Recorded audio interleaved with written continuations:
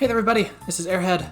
Welcome back to another episode of Pokémon Colosseum. In the last episode, we made it about halfway through the Pyrite Cave, looking for Miror B to try and save Plusle.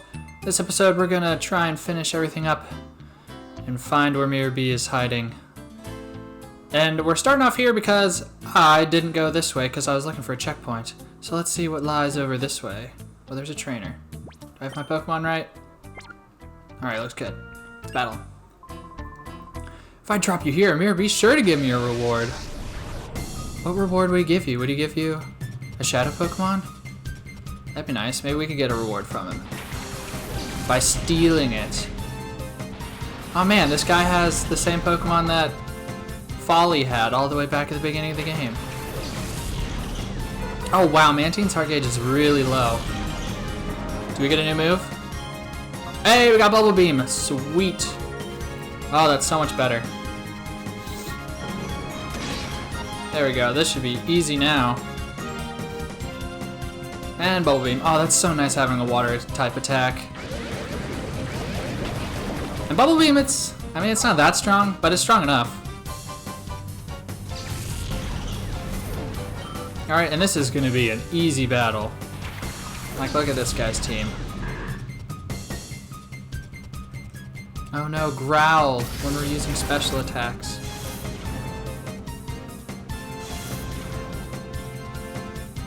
Alright. I'm just gonna leave that Lotad alone. It's not doing anything. Ooh, it might actually survive this. Come on. Come on, Bubble Beam. Hey, actually. Okay, sometimes it's really hard to tell if a Pokemon gets left on 1 HP or not because of how the HP bars look. And it's also really hard to tell sometimes what numbers are on there. The big one is between an 8 or a 6. It's really hard to tell. Alright, well, just finish this off. Lickety-split. Oh, sweet! Umbreon! Oh my gosh. Umbreon, thank you so much for being a team player and just getting a bunch of crits. This is really nice. He may seem shy, but he's got a fighter spirit. I'll be punished for this, never mind getting a reward. I don't think Miror B is really gonna remember you to punish you. You're kind of just sitting back here. Up to never saw you two. Consider yourselves lucky. Yeah, I'm the lucky one. Okay. Oh, yes. All that's back here is one item. And a trainer, but it probably would have taken a little more time. We get, oh, a full heal. That heals any status condition, so it's pretty nice. Okie doke. Now let's head back and get back on track. Alright, so what I'm going to talk about this episode is we got a ton more Pokemon news for Sword and Shield that I really want to talk about. I really don't need to heal. So that's what I'm going to be talking about. So, spoiler warning and all that, again. So, well, I'll get started once we talk to this guy. Duking's finished. It's the dawning of Miror B's time. But this is just a kid. Why does he care whose time it is? He's one of the impressionable youths. And he's so impressionable that he uses Lotad and Lombre just like everyone else. So Pokemon, some new ones. They revealed the food Pokemon that always has to be in a new game now. Alchemy, which is an amazing name. It's like cream in alchemy. So it's just like a blob of cream, and it's super adorable. And it's just a fairy type. So it's kind of like Swirlix, but cream instead of cotton candy. Another one was Roly-Coly, which I love that name. That is an amazing name. It's a rock type. It looks like it's going to be pretty fast. It's just like a block of coal, but it has a wheel and a single red eye. It looks kind of like Roggenrola, but with a wheel. And it has a crazy new ability called Steam Engine, which raises its speed by 3 stages if it's hit by a fire or water attack. That's crazy. I mean, the water, it's not great, because if you hit it with a water type attack... Oh, okay, Mantine. Hit it with a water type attack, it's probably just going to faint. But that fire, that's nice. And it looks like it's going to be pretty fast, which is great, because fast rock types are pretty good, because rock is a good offensive typing. Well, we'll have to see its stats. And its evolution. Another one was Duraludon. Or Duraludon. They haven't said given pronunciations yet, but it's based on Duraluminum, so I'm guessing it's Duraludon. Oh no, not Supersonic. And it's a Steel Dragon type. The first one since Dialga, which is great. Which Steel Dragon is an awesome type. And it gets a new move. So back in Gen 4, there was a contest to name a move, the strongest Dragon type attack, and it was Draco Meteor that was picked. And they did a similar contest for a new Steel type move. In Japan, it's called like Exhaustive Beam or something. What have you done to my Pokemon? I just knocked him out. It's just standard Pokemon stuff. Is Miror B's age really going to arrive? Nope, because I'm going to beat him up. So they did that contest with Draco Meteor. They did it with the Steel type move. And Duraludon gets it. And from what I could tell on the website, the name in English is called Steel Beam, which is hilarious. I love that name. It's just Steel Beam. And it's pretty much functions the same as Draco Meteor. It lowers your special attack by 2 stages when you use it. It's probably very powerful. When orders to battle you hear, orders must be followed. Yes, and it's my order to beat you. Dare it. Oh man, his name is almost an anagram of his trainer class. That would have been kind of cool. Let's see. Another Pokemon was Morpeko. Or Morpeko. I don't know how to pronounce that one either. But it's the Pikachu clone. And it's a very interesting Pikachu clone. Because it has 2 forms and it's Electric Dark, which we haven't gotten an Electric Dark type yet. So I'm glad we got one of those. And it switches between its 2 forms at the end of every turn. There's the full belly mode and then the hangry mode, which it's just hilarious that they actually have an official Pokemon term with hangry in it. Oh, modern slang. That's funny.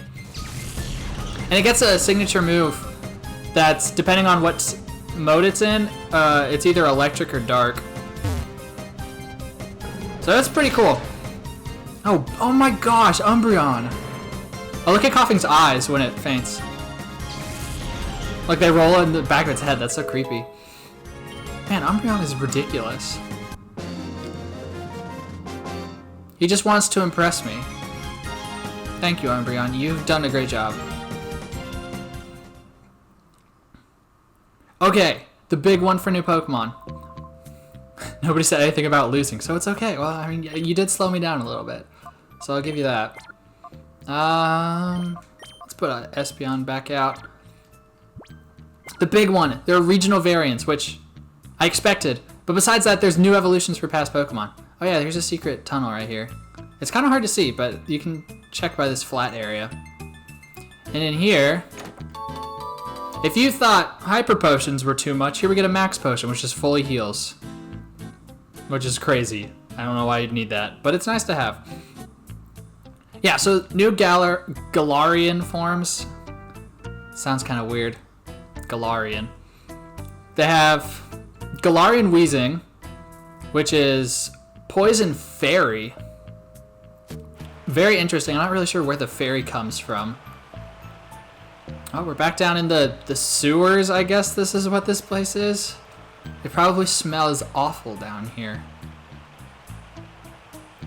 Galarian Weezing, which has an ability called Neutralizing Gas, which just eliminates all abilities on the field of any Pokemon.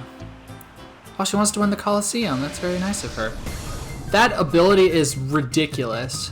It just gets rid of all abilities on the field. Oh, she's using the Ryder Willy strategy of only using Zigzagoon. Speaking of Zigzagoon, there's also Galarian Zigzagoon, which they kind of did the Alolan Rattata treatment and just made it normal dark. And there's Galarian Linoon. And they're just based off of, like, punks. And they look kind of like Kiss, too, the band. So, Galarian forms now have evolutions. And it's new evolutions for past Pokemon. So, Galarian Linoon has an evolution called Obstagoon, which is so cool. I think that's a really great way to integrate new evolutions.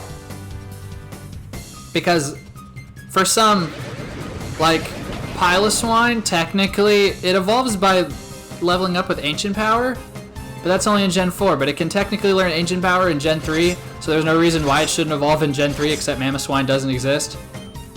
So this is a good way to make it so in the continuum of Pokemon it actually makes sense. And Obstagoon looks a lot like Gene Simmons from Kiss, and he's actually commented on that, saying he's flattered a Pokemon looks like him. Apparently, one of his kids plays Pokemon a lot, which is really cool. Yeah, so the Pokemon so far have been awesome, and I'm very happy. I can't wait to see more evolutions. Oh, thank you for using Pin Missile on the Flying type instead of the Psychic type. That was very nice of you. They revealed some new characters, too. Some gym leaders. There's Bee, the fighting gym leader, which is an amazing name because it's like float like a butterfly, sting like a bee. Bee. She's pretty awesome. She kind of reminds me of Maylene. She's like into karate. And of course, when she came out, all everyone could focus on is that she's barefoot because the internet. There's also Alistair. He's a ghost type gym leader, and he just looks like a shy guy. He has the Shy Guy mask on, which I guess if you're gonna make a ghost type trainer, you should probably make him kind of creepy, and it definitely looks creepy. This place bad for my training? Yeah, you're out here in the middle of nowhere. So those are the two new gym leaders. Ooh, here we got some interesting items. We got a Zinc. We've got a Carbos. And all these items do very similar things. One protein, and the final one, one iron. So these items are vitamins. So they will raise a stat, special defense, speed, attack, defense. Remember I was talking about effort values? These raise a stat by 10 effort values, as long as that stat is below 100. So this will give 10 special defense effort values. And they also raise friendship. I guess I should go in a little more depth of friendship. Ooh, who do I want to use this on? I'll use it on Bayleaf. So friendship, it's on a scale from 0 to 255. Because video games and everything always goes up to 255. Speed. Who do I want to have some speed? I'll give that to Umbreon. So it's from 0 to 255. When you catch a Pokemon, they're usually at 70. They don't... Very rare... Few Pokemon start at 0. Ooh, protein. I'll give that to Bayleaf. And defense. I'll give that to Mantine. Alright, you can also sell these for a lot of money. So friendship, 0 to 255. Certain actions will raise friendship by like 1 or 2 points. Fainting lowers it a bit.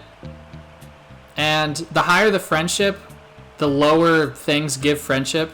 So at like 200 friendship, things start giving less and less. And friendship isn't a huge mechanic. It makes return stronger the higher the friendship, the move return that Espeon has.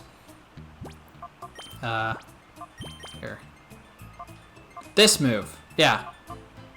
Makes that stronger. And also some Pokemon evolve when their friendship is above 220. Alright, let's give Bayleaf some time to shine. He hasn't done much recently.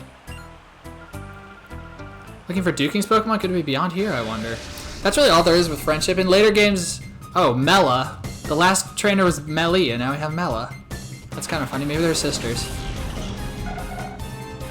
Yeah, friendship doesn't do much. Just a few evolutions and 2 moves. It affects 2 moves. So there you go.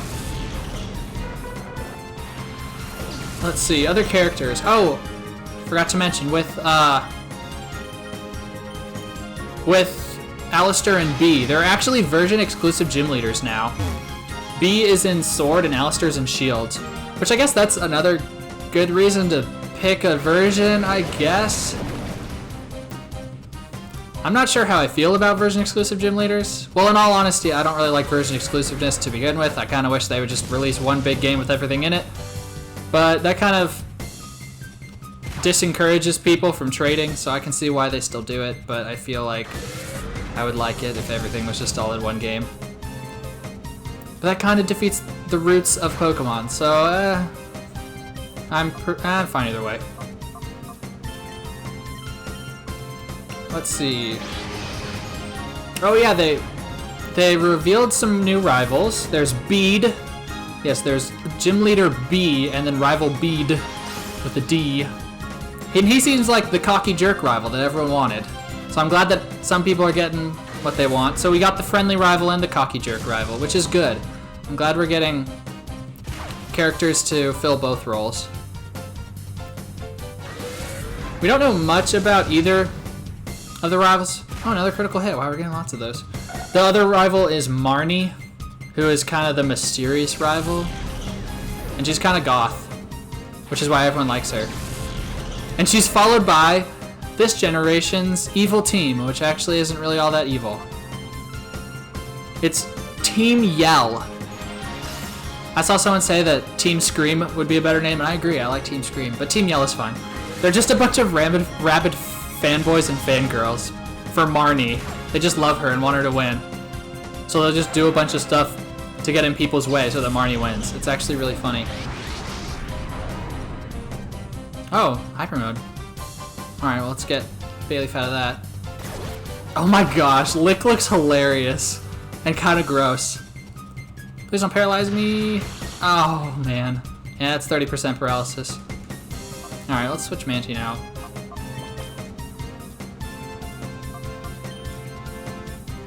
Yeah, so Team Yell, they look pretty much like Team Skull. They're the joke team.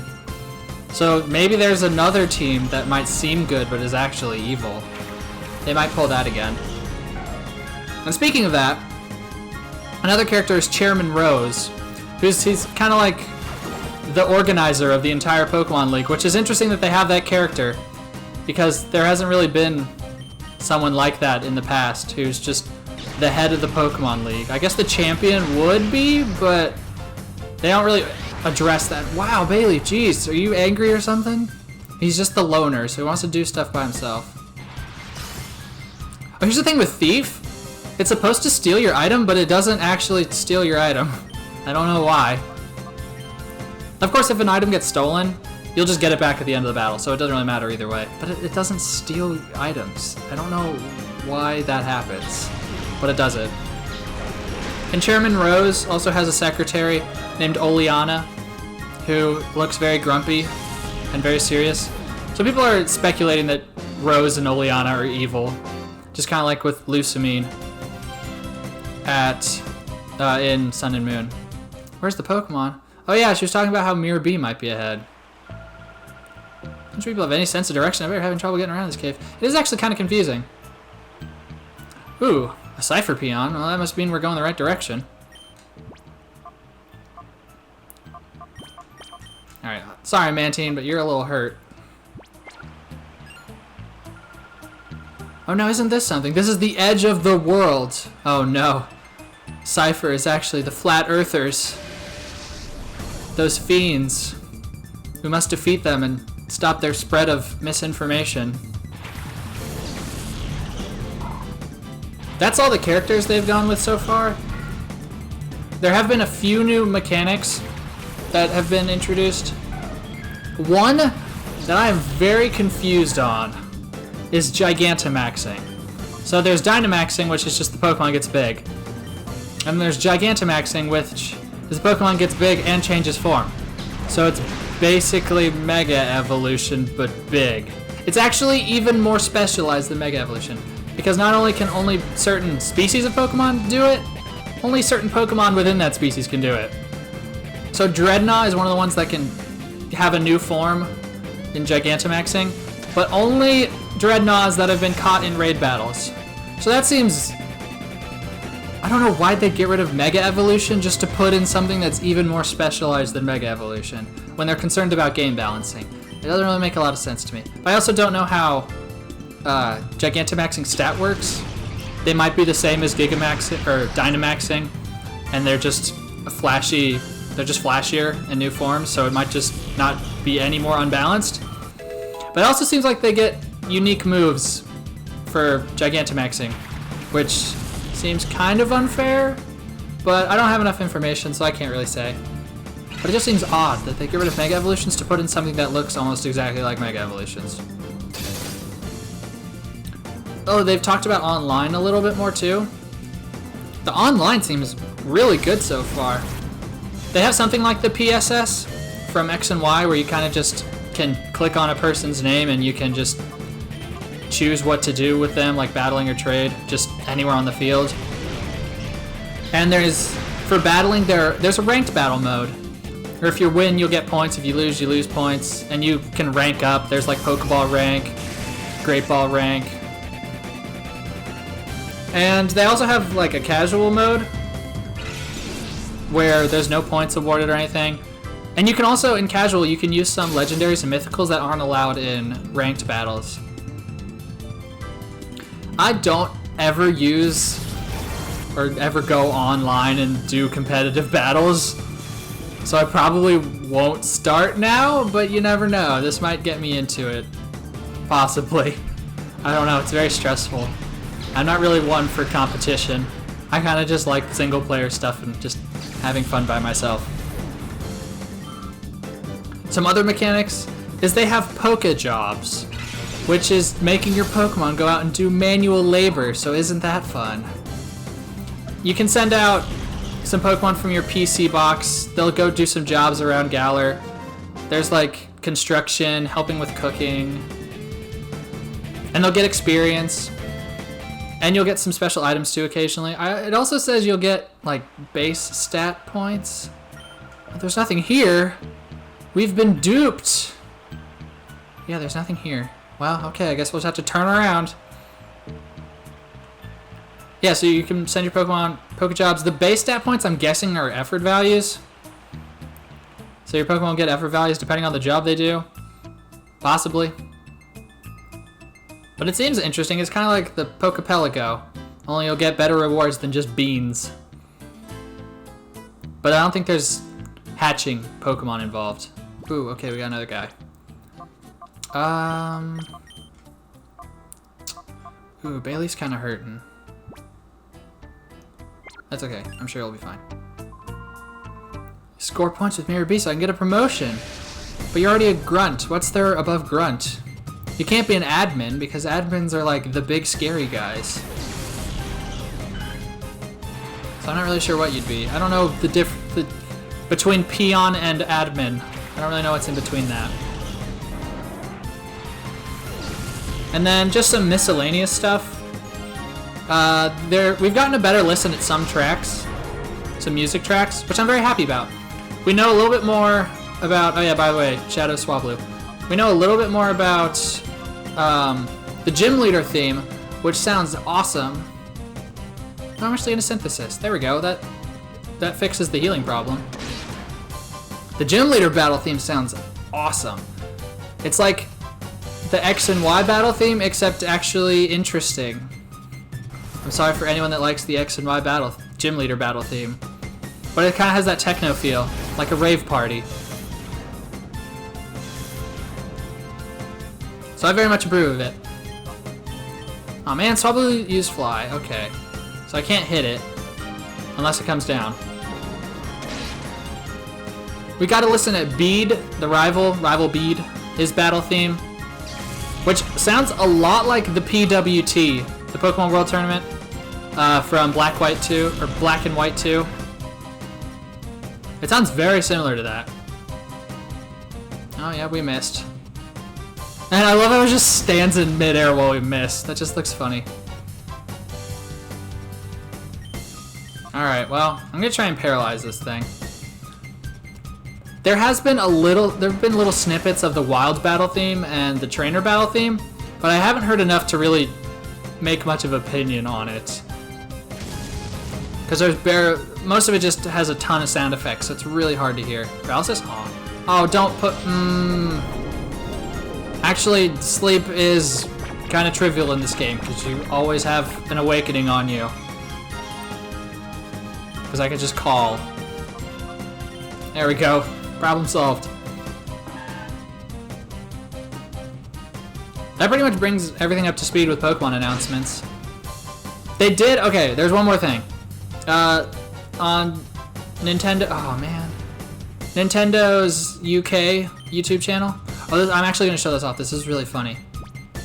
You can actually throw Pokeballs at Pokemon that are flying up in the air, which is really nice. They took out this in, oh, when did they take this out? I think in Gen 5 you couldn't throw Pokeballs at targets that were flying or digging, but in Gen 3 you can. Oh, well. That just looks funny.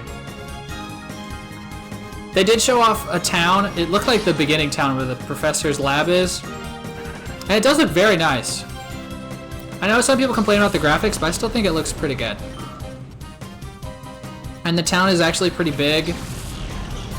And it has people like actually around doing stuff. The houses don't look crazy small.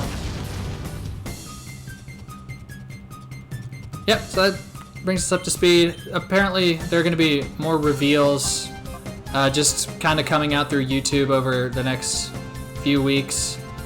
So I'm looking forward to seeing what else they have to reveal. I'm just going to Toxic. I don't want to have to deal with body slam paralysis. Now this Lombre is actually very special. And in a very weird way. Now Lombre usually has a move called Fury Swipes.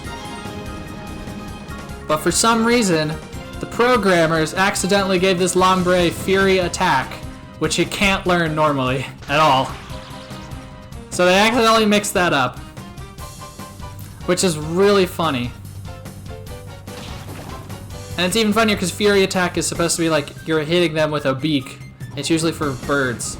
But I guess Lombre does technically have a beak, so I guess it works.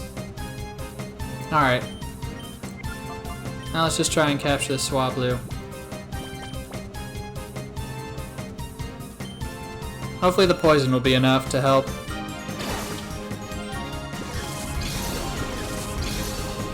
Come on, Swablu. The Great Ball's blue too, it's perfect. There we go.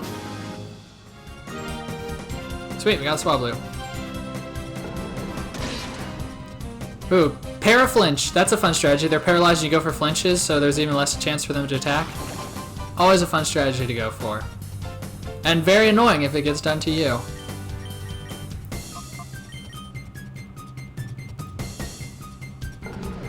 This should do it. There we go.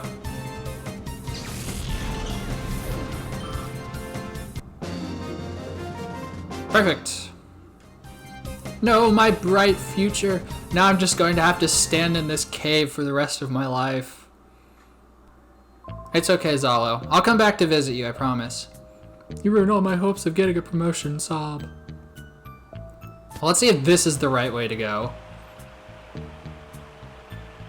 Anything down here? Nope. Anything over here? Nope. It looks like the only way left is up. Oh, now that looks like the final area if I've ever seen it. So we are going to be going in there next episode. Ha! Gotta leave you on a cliffhanger. So I'm going to go ahead and do the Swablu bio and then we'll end it off. How fitting that the only bio of this episode goes to the first dragon type.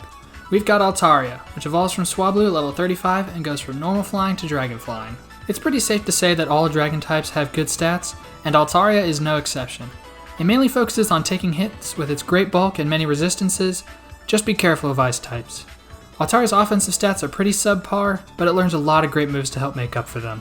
I highly recommend going for Natural Cure, because that's the only ability it gets. Being able to heal any status condition just by switching out is really nice for Pokemon made to last long. Its starting moves are Mirror Move, which uses the last move used on the user, Sing, which puts the target to sleep, Safeguard, which protects the team from status conditions for 5 turns, and Fly. Altogether, Altaria is an incredibly solid Pokemon. It can deal damage with very powerful moves, take a lot of damage, and support the team with its vast move pool. I really can't think of anything bad to say about it.